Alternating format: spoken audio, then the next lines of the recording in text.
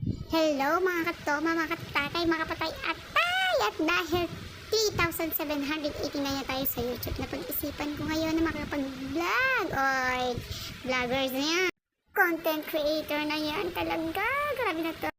Ito na nga, dahil sa sobrang init ng panahon, gumawa kami ng yelo. At dahil sa sobrang mahal ng yelo dito sa Bacolod, ayan, 4 pesos ang isa. At yan, dahil kamugat sa imbulsa. Hindi ako na nga mag-ilonggo, hindi naman ako kabalo. Charot. Ito na nga, dahil sobrang init ng panahon, pati utak mo matutuyo. Pati mga tao, sobrang init din ng ulo. Kaya ito na nga, dahil hindi pa nga buong aming ice at kagagawa lang, punta ako sa tindahan at mamimili ako ng lelo. Tapos maaabutan mo tendera. Ayan pa, nakasimangot ang sungit.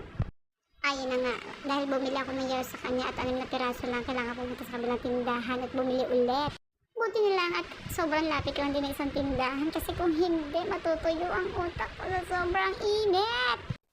Masakit na nga sa ulo ang init, masakit pa sa balat. Pati yung kaluluwa mo lalabas sa sobrang init. Grabe na to, ang init talaga. Ayan na nga, uuwi na ako para magsimula ng maligo. Ayan ang purpose na pagbili namin ng ice. Kasi nga, hindi na mag-swimming sa sobrang init.